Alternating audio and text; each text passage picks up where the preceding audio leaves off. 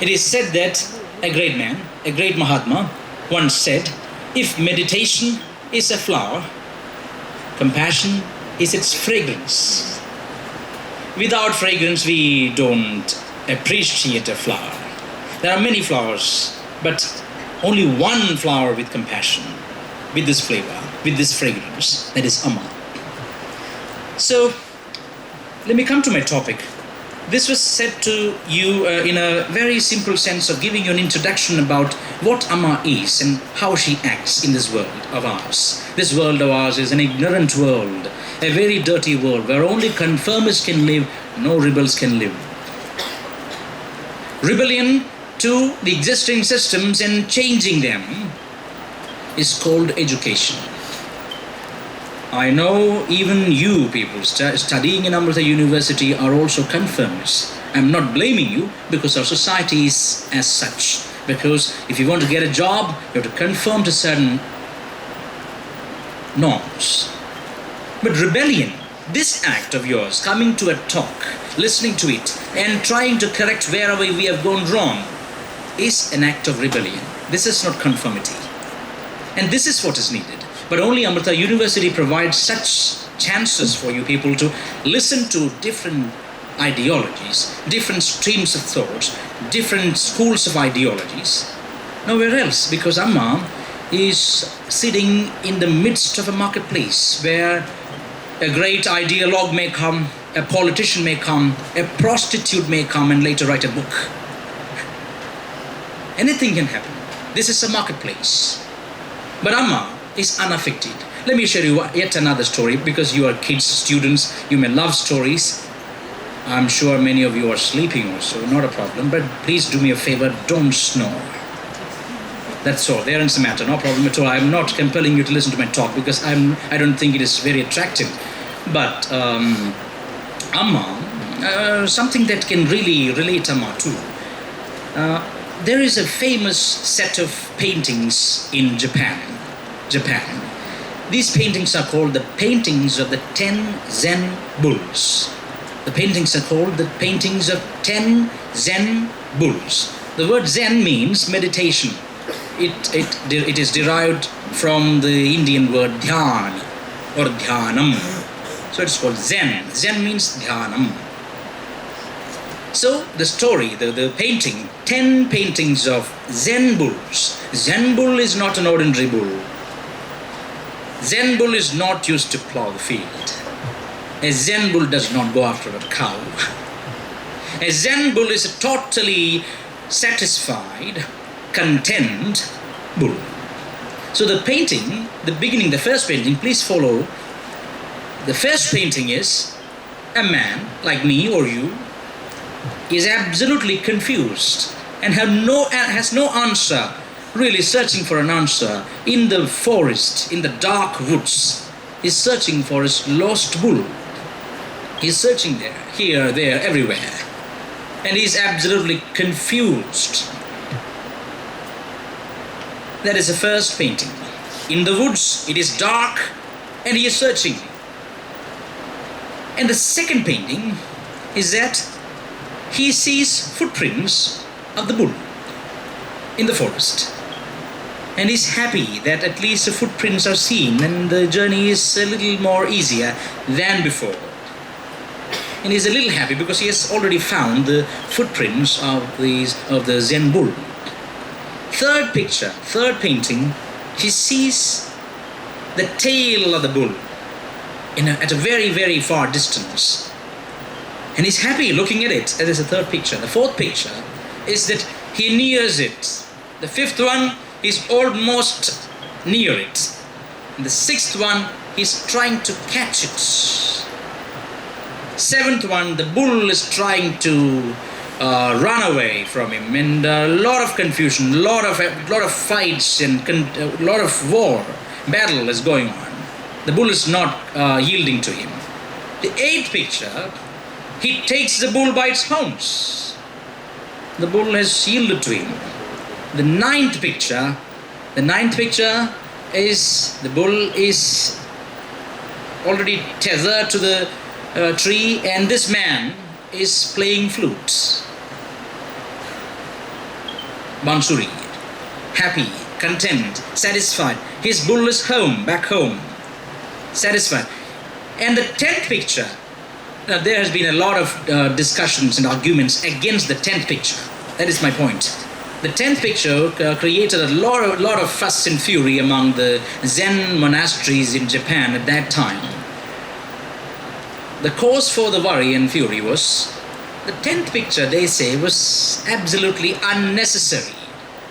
The 10th picture was the same man who enjoyed the bliss of enlightenment after having his bull back home and was playing a flute there. The 10th picture, the same man is out in the market carrying a bottle of wine and singing songs to the ordinary laymen.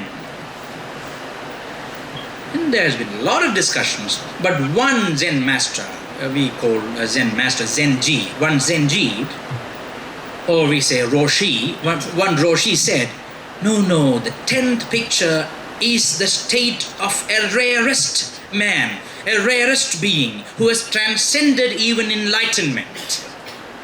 Enlightenment is actually supposed to be the highest a man can achieve, but there is a state even beyond enlightenment, and that is the same man comes out to the wild life of the society and there sings songs, claps for us, dances with us like Krishna. Sri Krishna, see the beauty of Sri Krishna. Sri Krishna was not at all sad, even at the war front, he was smiling. And of course, Amma is fighting not only one Mahabharata war, at least 10,000 Mahabharata wars a day. Because each mind that comes to her is a war front, a battleground, and she has to take the chariot to the safest zone possible. And that is her job. And she is not giving wild lectures, discourses as I am doing here. No futile activity from Amma. Why? Because she has transcended that state of enlightenment also. She has come to that point where a man can live in the public, in the marketplace, even after getting enlightenment. And such is the state of an avatar.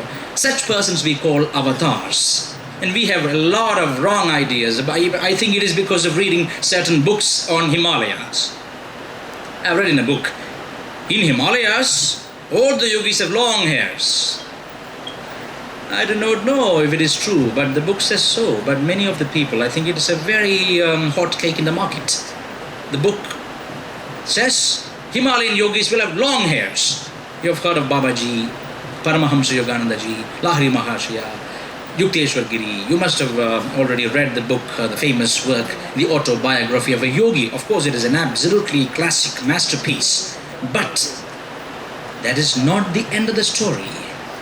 Look at Amma. She behaves just as an ordinary human being.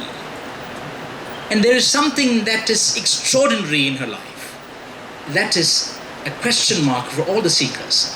What makes Amma so simple that she doesn't even take rests? Every day she comes regularly. I don't think even the sun is lazy at times. Our sun, the president of the solar orbit. He comes one day at 6:40, some one day at 6:10, or one day at 6:30. He is also a bit lazy, but Amma is so regular on her activities. She comes onto the stage. If it is in Valikav, here in Amrithapuri, it is at 11. She comes and she personally meets and listens to the problems of everyone, whoever it is. No classification, no categorization, no religion, no caste, no politics, no creed, no color, no race. She is absolutely one with the person in front of her. And this is a magic. I have read in some piece of article, I said, Amma is like a mirror placed in a market. Suppose imagine a very clean and perfect mirror, big one, placed in the central market. It shows everything. It reflects everything without attachment. And this is a high state which may not be quite chewable or digestible to common sannyasins. Let me tell you. There are people who talk against Amma even after receiving sannyas, so-called sannyas, but they are not really ready to quit their past And so what is sannyas? What is your idea of sannyas? What is your idea of monkhood? The word monk comes from the theme of, from the root mono. From that came monastery. That means absolutely alone, content with oneself.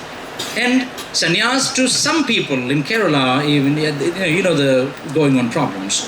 One sannyasin asked the media, "How can Amma be God? How can Amma be God?" A simple question, seemingly very relevant, seemingly very reasonable, seemingly very logical, skeptical question, but it is an idiotic question. And what is his idea of a God? Amma was asked by one press person named John Britas earlier. She was interviewed by this guy. He was lucky to have that interview. Amma was asked by that guy, "Amma, many people consider you as God. Do you think yourself as God?" Amma said, Amma doesn't think anything about herself. She knows what she is. Thinking is mediocre. Thinking is lowly. And she doesn't want to think about herself. She knows. She is what she is. In the Bible, it is said that I am what I am. Ramana Maharshi used to say, this is the maximum a text can say. I am what I am. Nothing more, nothing to add, nothing to reduce. So, the question is, how can Amma be God? See,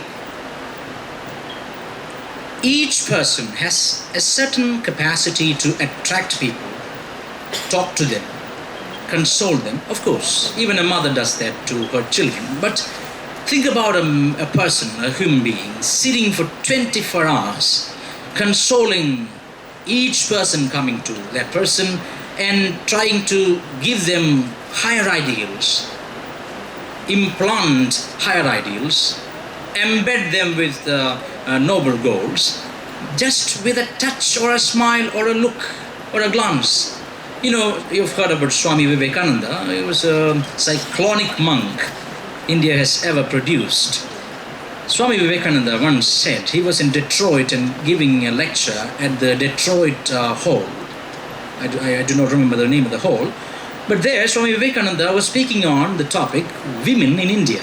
This is actually recorded in the complete works of Swami Vivekananda. You must read that. I think it's in the 4th volume in the English edition. Those of you who dedicate time to read and reflect, not for others who sleep and digest.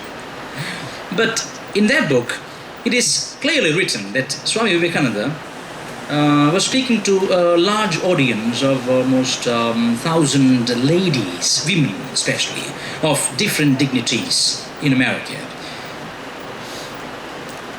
He was speaking continuously about Ghana, Maitri, such rishinis, lady sages of ancient times.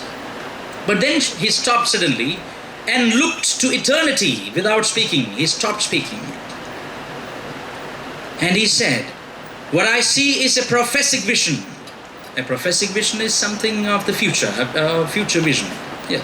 He said, what I see is a prophetic vision of the awakening of the Divine Mother in the coming century. Please note, my dear students, my dear kids, my dear friends, please note, Swami Vivekananda said this in 1896. At that time, Amma was not here in this world in this form. That only I can say. He said, what I see is a prophetic vision of the awakening of the Divine Mother in the coming century. An Indian woman speaking Indian languages, wearing Indian dresses, will inundate the entire world in Indian spirituality. And he didn't stop there. Swami Vivekananda continued, Europe we shall conquer, America we shall conquer. And she's doing the same. And who is she? None other than our beloved, most revered Sadguru Shri Mata Amritanandamayi Devi.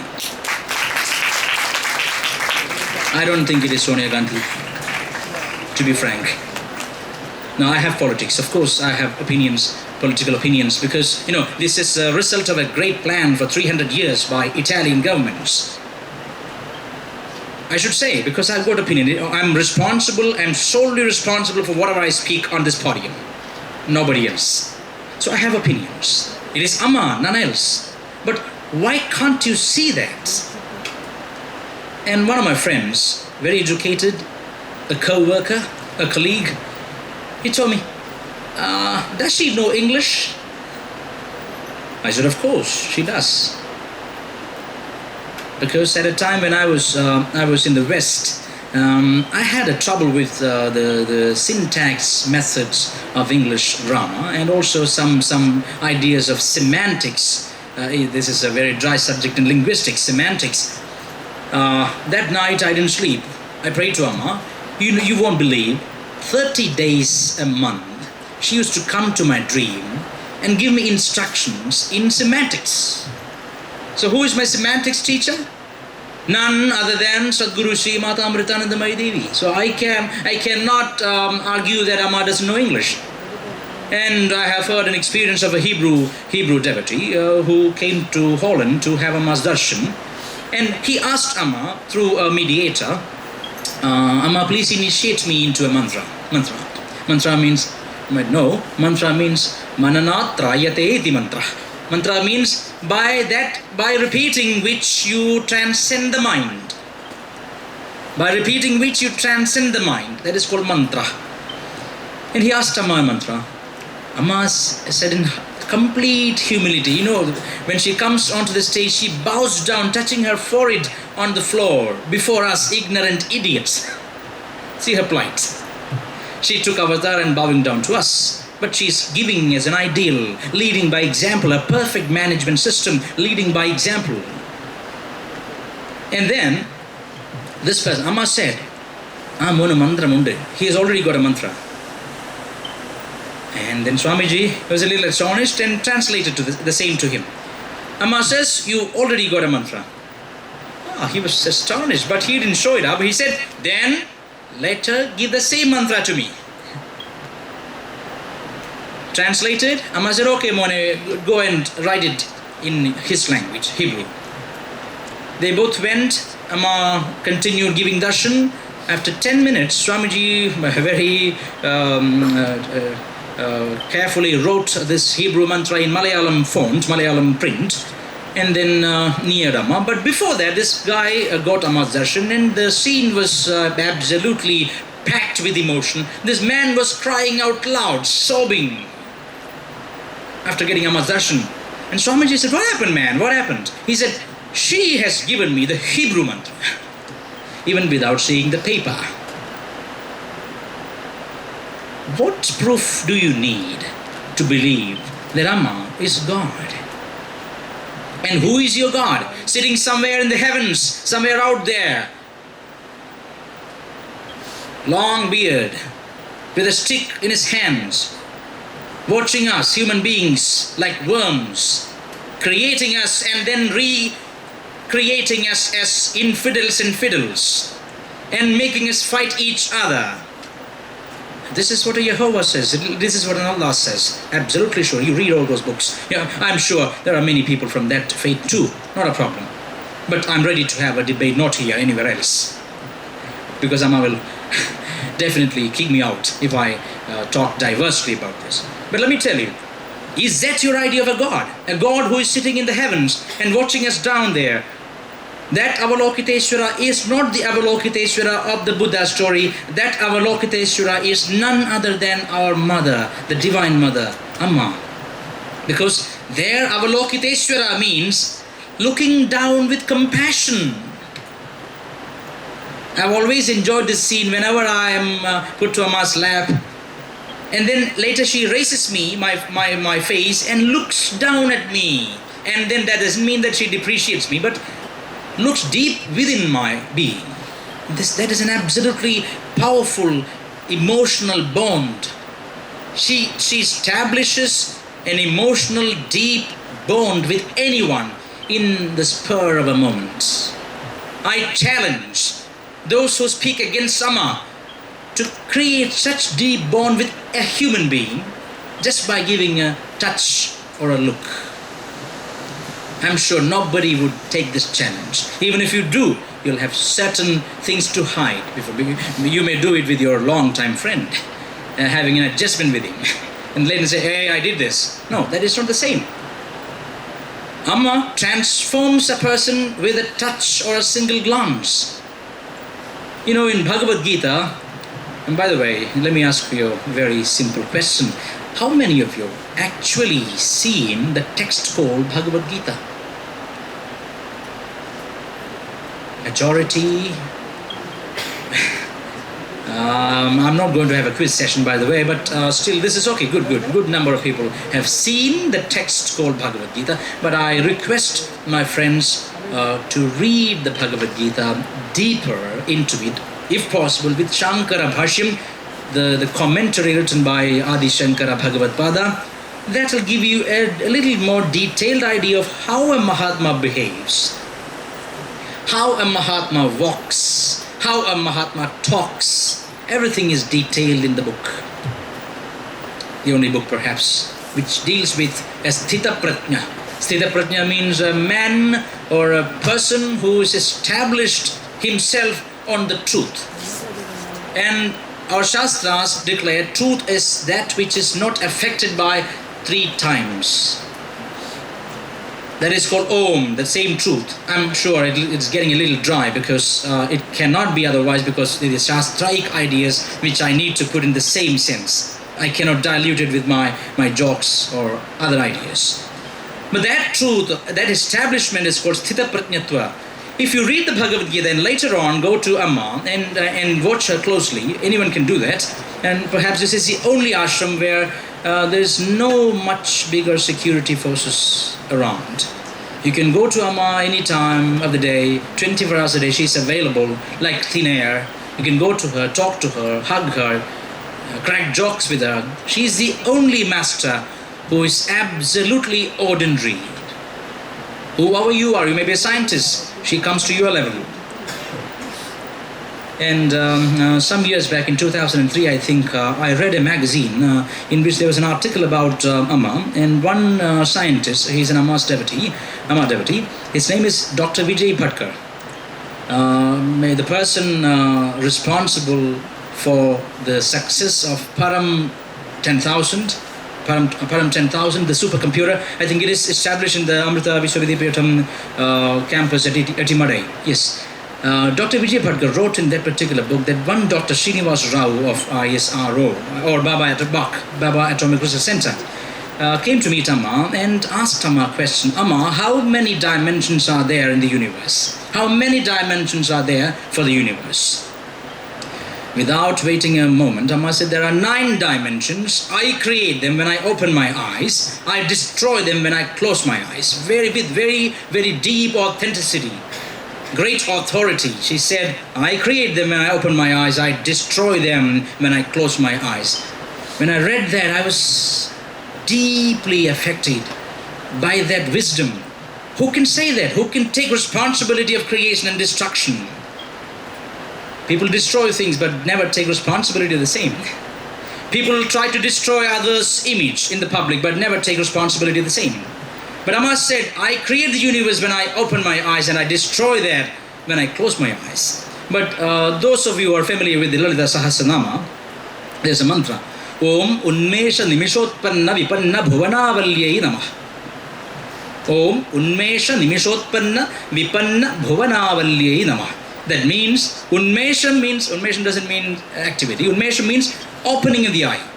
Unmesham means opening of the eye. Nimisham or Nimesham means closing of the eye. Unmesha Nimishotpanna, just by opening and closing the eyes, she who creates and destroys the entire universe or a chain of universes, I bow down to that Parashakti. That is the mantra. And Amma was established in the same truth. Amma says, I am that Parashakti in a human form. See, there are people who think that God is still sitting somewhere in the heavens. How foolish this idea is. And a patriarch, not a God, a patriarch, a father figure who commands, who makes you obey, who punishes you if you don't obey him. But you see, when there's been a lot of accusations against the ashram, allegations against the ashram, I asked Amma, this is actually saddening, disheartening. We must do something. Amma said, I am a mother. She said, I'm a mother. I cannot react to anyone. Everyone is my child. Think about that magnanimity, that greatness, that depth of heart. And the first mantra of Lalita Sahasranama is Om Shri Matre Namah. The mantra means, I bow down to the supreme motherhood, the greatest motherhood in the universe. And none other than Amma. Because when you watch Amma closely, you can understand the power that emanates from her body. She radiates truth and power and solace and compassion. Just being in that Buddha field, just being in that energy field, you can understand this. I personally invite Gail Treadwell again to this ashram and come and sit near Amma for 10 minutes at least. And you may argue that she has been with Amma for 20 years. You see, in Malayalam there is a saying, a dog may go to the market but never buys anything. Now she may have a little more understanding. Let her come back now and sit near Amma for some time and reflect wherever she has gone wrong, because Amma never goes wrong. She has established herself in the supreme truth, Sthita Prajnatva. So she is not affected actually. Anytime you go to Amma, she smiles at the first person with utmost care and love and compassion. She smiles at the last person in the line with utmost care and compassion. None in the world can do this magic. This is the greatest magic I have ever witnessed in my life. And I ask you, have you ever witnessed anything else, anything more transforming, anything more greater than this? There cannot be. You may be lying. And in fact, there was one discussion I had with one of the greatest magicians of our time in Kerala. One Mr. Mudukad, one Mr. Gopinath Mudukad. He is a very popular magician. He has literally disappeared the parliament and disappeared the secretariats. He has disappeared an elephant. He was tied up to the rail track, and then he escaped. This man was conducting a magic show in Nilambur, in Malappuram district. And he said, after producing some sacred ash, bhasma, holy ash, and giving it to some 10 people, said, to produce this, you need not become a Baba or Amma. Great. Absolutely. I did give him an applause for that. But then later on, after the program, I met him personally and I questioned him. I asked him, I'll give you 6 months' time. Try to build a world-class hospital without the possibility of establishing a cash counter there, and work it continuously every day and night, giving free surgeries to whoever comes there for almost 30 or 40 years. He said, what are you talking about? I'm talking about the magic you said. It's very simple, he said. Any Tom, Dick and Harry can produce ash. But can you produce a world-class university like Amrita Vishwavidyapitham?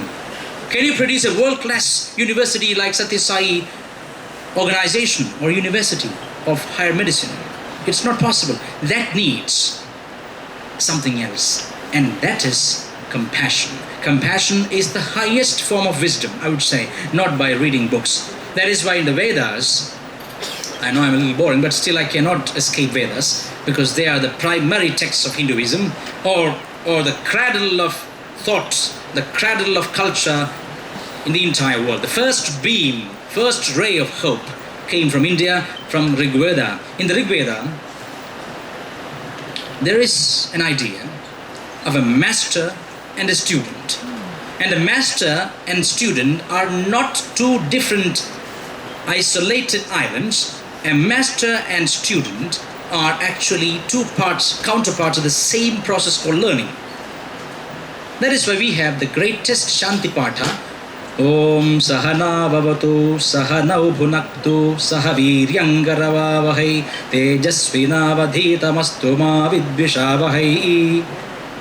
That means, let's learn together. See, the ideal of Indian education, it was cooperative education, not destructive education, not education that creates clerks, or at the most engineers, I would say. Not that. That is why Vivekananda said, education is the manifestation of the perfection already in man. You're already perfect, but you do not know that. You need a master to reveal the secret within. That was education actually in India. That was why all people traveled around and did tapas for that. Same. Sahana Vavadu. Let's learn together. Let's be protected by the Almighty together. Let's learn together. Let's acquire knowledge together. Let's be forceful, powerful. Let's accumulate the wealth of knowledge together. Let's not fight each other. That was the ideal of Indian education. And this is the first ray of hope, of learning, of understanding, of education in India. And based on that truth and knowledge, Amma established a university, Amrita Vishwa Vidyapeetham. The term Vishwa Vidyapeetham means a university. University contains the word uni and versatility. University means versatile ideas, different streams of knowledge, different schools of thoughts coming into one pool and provided at one center.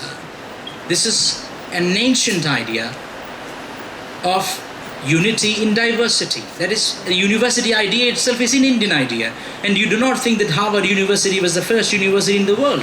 That is just a false pride of Indians to say that Harvard and Oxford and you boast about New York University or Buffalo University or Buffalo University. I don't know. But here in India, the first ray of hope, first ray of learning came and took birth. You read about Nalanda, Takshila universities where highest forms of learning happened, even tens of thousands of years back. And Amma followed the same, but not in conformity with the previous ideas, but creating a rebellion in education. What was the rebellion Amma provided? What was the rebellion? What was the new idea Amma introduced in our educational system?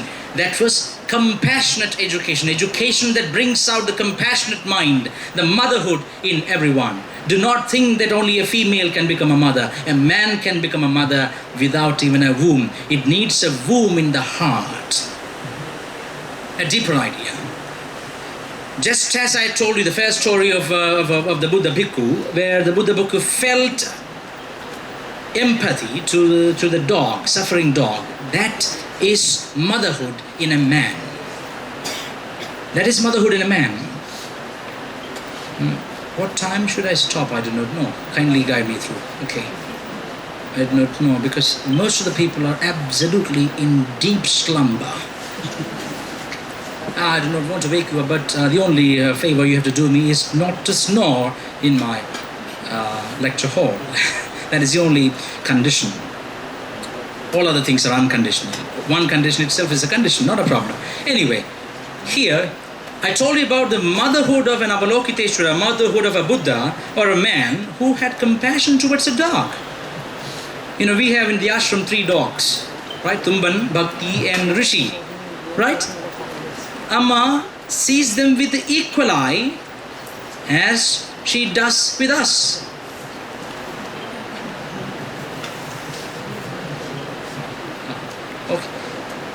I've got 5 more minutes. I need to conclude this talk with the Avalokiteshvara story again, because don't forget that you are absolutely lucky to have got a seat in this university, because this university is guided by none other than compassion embodied, the Divine Mother, Sadguru Sri Mata Amritanandamayi Devi. You must all go get her darshan. That is the only request I have to you. I touch your feet.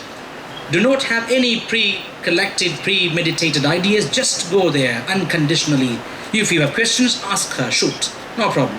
But go there. It is your chance to become more compassionate, more blossomed, more bloomed. So don't destroy this opportunity, this absolutely lucky opportunity, golden opportunity to meet a Mahatma. A Mahatma is living truth, walking truth, talking truth. So this is the only place in the world where you can see a complete Mahatma. Because I would say, I have attended certain courses, I've got some certain notices of yoga courses. In all these yoga courses I have read that by doing this particular kriya or yoga, you will become more beautiful, more charming, you'll become more healthy, your business will improve, your management skills will go high up. And I would say, I would caution you, because if somebody talks the language of it, this is not my word actually, this is actually said by the great Zen master Osho. that if a master talks to you in the language of your desires, you want to build a big business horizon, you want to establish higher accumulation of wealth, you want to become more beautiful, charming, handsome, you want to gain this and that is all your desires. If a master speaks the language of your desires and calls you, beckons you to his side, please beware of him, because a master is absolutely needed for you to go beyond this quagmire, this basic instincts, and to reach the realm of higher bliss and altitude. And that is possible only with a self-realized Mahatma.